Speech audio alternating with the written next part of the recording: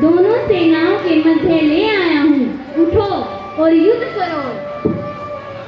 नहीं केशव, ये आप क्या कह रहे हैं? भला मैं इनसे युद्ध कैसे कर सकता हूँ?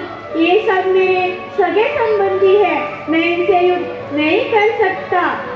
जिनका हाथ पकड़ के मैं पला बड़ा हुआ हूँ, वे ही हाथ इनका वध कैसे कर सकते हैं? ये तुम क्या कह रहे हो अर्जुन? युद्ध भूमि में खड़े होकर एक योद्धा को ऐसी वाणी शोभा नहीं देती। आज इन्हें तुम अपने कह रहे हो? इनके प्रति तुम्हारे मन में स्नेह और आदर की गंगा बह रही है। याद करो अर्जुन, ये वही लोग हैं जो 13 वर्ष पहले भरी सभा में तुम्हारी पत्नी द्रौपदी का निवस्त्र होने का तमाशा चुपचाप देख रहे थे। और इनका अपनापन तो देखो अर्जुन, आज पांडवों के वध के लिए इनकी तलवार तनी हुई है। यदि ये तुम्हारे अपने होते तो आज ये यूं कौरवों की तरफ से तुमसे युद्ध ना करते। क्या ये है तुम्हारे अपने? हे केशव, मैं इनसे युद्ध नहीं कर सकता। इनसे युद्ध करने की सोच से तो मेरा हृदय कांप उठता है। गुरु तो भगवान के समान होते हैं, मैं उनसे युद्ध कैसे कर सकता हूँ? इससे मुझे पाप लगेगा। सुख दुखे समेत ऋत्वा लाभा लाभो जया जयो ततो युद्धाय युजस्व नैवं पापम अवाप्स्यसि। हे अर्जुन, तुम सुख दुख लाभ हानि और जय पराजय इन सबको एक समान मानकर युद्ध करो, इससे तुम्हें पाप नहीं लगेगा। मुझे नहीं पता केशव, क्या उचित है और क्या अनुचित, परंतु मैं यह युद्ध नहीं कर सकता। मैं इनकी मृत्यु कैसे कर सकता हूँ? नैनं छिन्दन्ति शस्त्राणि नैनं दहति पावक न चैनं क्लेदयन्ति आपो न शोषयति मारुतः। हे अर्जुन, यह शरीर तो मिट्टी जल वायु इन सब से मिलकर बना हुआ है तथा इसी में मिल जाएगा, परंतु आत्मा तो अजर अमर है। न तो कोई शस्त्र से चीर सकता है, न वायु इसे सुखा सकती है और न ही अग्नि द्वारा इसे जलाया जा सकता है। तो फिर भला तुम किसकी मृत्यु की बात कर रहे हो? अरे, इनकी मृत्यु तो मैंने पहले ही निश्चित कर दी है, बस तुम्हारे नाम होना लिखा है। हे केशव, मेरे मन में ऐसे बहुत से प्रश्न हैं जो मेरे मन को विचलित कर रहे हैं। अवश्य पार्थ, अवश्य पूछो।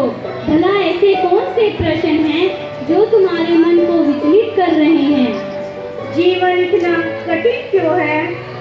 हे पार्थ, तुम जीवन के बारे में सोचना बंद कर दो। यह जीवन को कठिन बनाता है, केवल और केवल उसकी कठिनाइयां बढ़ाता है। तुम बस जीवन जियो।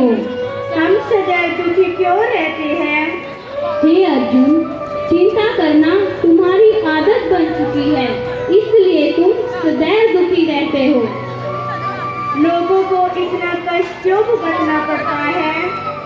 हे पार्थ, कभी भी हीरे को रगड़े बिना चमकाया नहीं जा सकता और ताप के बिना कभी भी सोने को खरा नहीं किया जा सकता।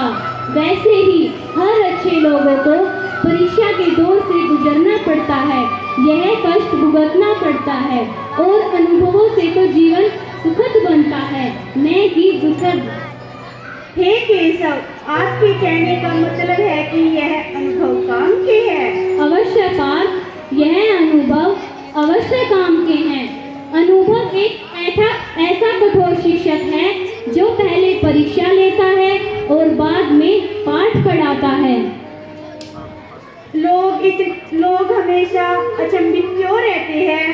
हे अर्जुन, जब भी कोई भी मनुष्य कठिनाइयों में होता है, बुराइयों से घिरा हुआ होता है, तब वह केवल एक बात कहता है कि मैं ही क्यों। परंतु जब वह समृद्ध हो जाता है और अपनी सफलता को प्राप्त कर लेता है, तब वह यह कदापि नहीं कहता कि मैं ही क्यों। यदा यदा हि धर्मस्य ग्लानिर्भवति भारत अभ्युत्थानं अधर्मस्य तदात्मानं सृजाम्यहम्। हे अर्जुन, जब धर्म में हानि और अधर्म में वृद्धि होती है, तब तब मैं अपने रूपों को रचता हूँ तथा किसी न किसी रूप में लोगों के सम्मुख आता हूँ। अब उठो, अब जाओ अर्जुन, और इस राज्य के प्रति अपने कर्तव्य निभाओ। यह युद्ध लड़ो, विजय तुम्हारी ही होगी।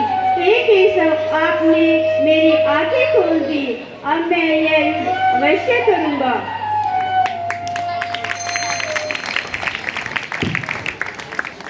बहुत सुंदर प्रस्तुति। तालियों की